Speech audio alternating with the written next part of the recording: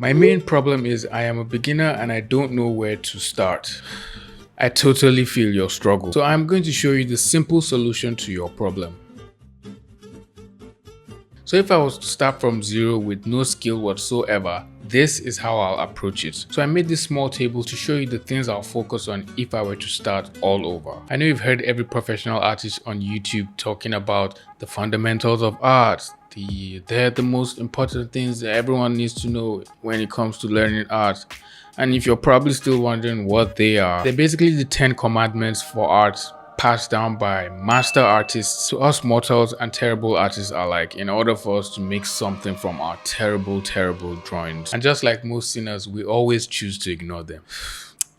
In no significant order, the fundamentals of art are composition, color, light, anatomy, perspective, and depth. Essentially, these are the most important things you need to know fairly enough of, at least if you want to start creating anything that will go into games or comics or movies or any form of art that's basically for entertainment purposes. Disclaimer, my opinions are totally based on my experience and what I've been able to learn from artists better than me, and they are subject to change at any time. What may work for me might work for you, and it might not work for you, but you still have to work really hard. Every professional artist creates images based on their own understanding of these fundamentals. Every image is made up of each of these rules, but they're not exactly rules. They're more like guidelines, so breaking them is much more easier and you won't really feel bad about it. If you're interested in drawing characters, your version of the table should look something like this, which is closer to what mine will look like. The next thing you will want to do is to look up artists that create images that really inspire you and images that motivate you to draw. Essentially, these images should be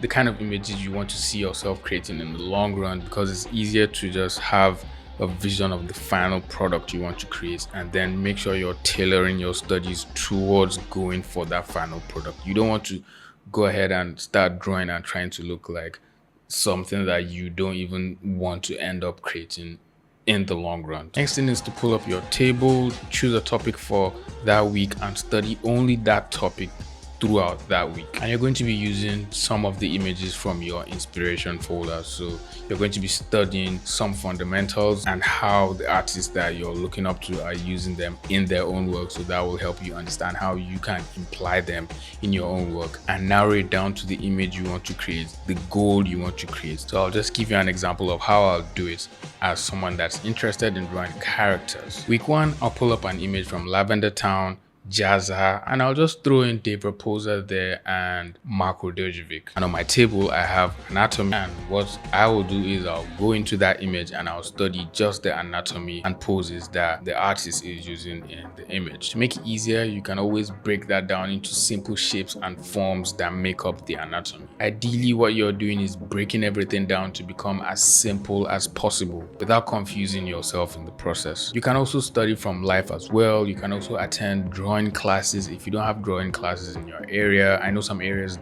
have drawing classes where you can attend. If you don't have any of that, you can always go on Google and use a website called Quick Poses. It has a bunch of poses that you can choose and draw from, and you can also set a particular time to check how fast you want to draw your drawing for, or how fast it takes you to draw a particular pose, how much time you're spending on a particular pose. But it's really not necessary. Even though your drawing pose is fast or slow, you just need to learn it, and I'll suggest starting slow to learn what you're taking in. If you're rushing things, you might end up not learning anything at all. Another good form of studying poses is to do a Google search of different sports, say baseball, tennis, basketball, and then do the studies of people playing those sports in motion. That's going to show you how to draw characters, draw poses in motion, since the people are playing the sport, so they're actually going to be swinging their bodies in different directions when they're playing the sport, and that's very good for you to capture that and understand how these forms, how the anatomy is bending in weird positions, and that's going to help you later on in creating your images. Week 2, you can start learning the muscles of the body, and you can use different days to learn different muscles. You can learn the muscles of the arm one day, the next day you can learn the muscles of the back, the next day you can learn the muscles of the leg. If you've ever been to the gym, this kind of routine training shouldn't be new to you. Learning poses and anatomy should never be difficult at all, but if you still find yourself struggling and forgetting some muscles or not being able to portray some poses, I'll suggest you take a look at this class from Patrick Brown on drawing poses in motion. It's more like a shortcut just to help you to draw your forms, draw your anatomy in a simplified way, and it's available on Skillshare. Usually you pay $10 to access it, which isn't that bad, to be honest, for all that knowledge that's inside. But use the code in the description, you're going to get 2 months of premium membership free, so you can do all that learning, learn all the poses you want, and maybe find another class that might suit you if you're interested in learning productivity or any other skill you want to learn. The link is in the description if you want to check that out. Only problem is it's for only the first 1,000 people, so you have to be fast and sign up now before it gets clogged up and you won't be able to use the link again.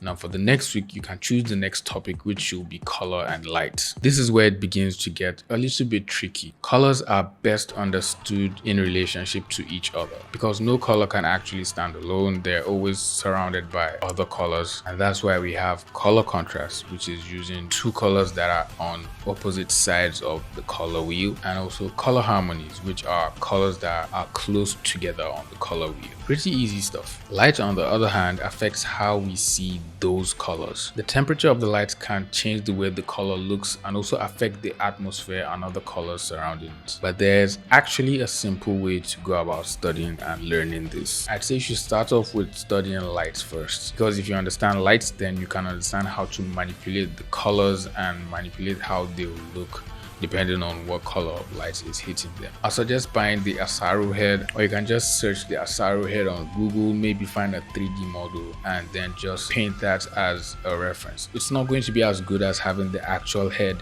in your hands and setting it on your desk and painting, but at least it's great for a start. And then you can choose a 3D model that actually allows you to manipulate different colors of light on that model. The idea is to begin to understand how light works around forms and how you can represent it in your own work. Ideally, every day you want to practice painting a different image, and a good resource you can use is actually painting from movie stills, but always make sure you try to paint from life from time to time. Don't eat all the fruits in your house, at least keep 1 or 2 that you can use to paint from. You can even leave them to get spoiled so you can see how that looks in case you want to paint maybe zombies or something like that. All those wrinkly flesh, you can keep 1 fruit to spoil and then just see how that looks and paint that. And try to paint at different times of day too, to see how the colors change depending on the mood, depending on the atmosphere, and depending on the time of day it is. When it comes to understanding color, it's pretty much the same thing. Study from life, study from master paintings. That helped me a lot. Just looking at a lot of master paintings, that will help you to understand how to use color relationships in your work, how to use hues, and choose where to saturate in your work depending on how you want to pull the viewer in, how you want to connect to the person looking at your painting. You can also go ahead and practice using color harmonies and color contrast in your work, because you're pretty much going to be basing that on, if not all, of your images in the long run. And then you can always try and learn other forms of color theory that you might want to use, the triadic, the monochrome, all the other ones that I don't know. You can learn them as well. You might end up using them, you might end up not using them, but it's just good to know them in case. The next week you can focus on learning perspective and depth. Out of all the fundamentals, this is by far the easiest and the most complex one at the same time. Perspective is essentially drawing 3-dimensional objects on a 2-dimensional plane and giving the viewer an impression of their height, width, depth, position, and relating them to each other depending on how many objects are in your scene. So there are a number of different types of perspectives that you will want to learn. There's 1-point perspective, 2-point perspective, 3-point perspective, fish-eye perspective. Stay away from looking at Kim Jong-gi's art at this point until you have at least an understanding of how to use perspective in your work, because he will just confuse you. He will confuse you, honestly. Anyways, your main goal is to learn the different forms of perspective and how to use that in your work, how to draw your characters in perspective, and if it's for backgrounds, how to draw your background in perspective as well. 1 point perspective is when your scene or drawing has just one vanishing point on the horizon line. You can find these on roads, railways, and when you're standing right in front of a building. 2 point perspective is when there are two vanishing points on the horizon line and you can see buildings from an angle. This is great for drawing buildings and cars, trucks. That's if you know how to draw them. 3 points perspective is when there are 3 vanishing points on the horizon line. This is when you're looking up at buildings or down from a building, and then you have at this point there'll probably be more than one horizon line, right?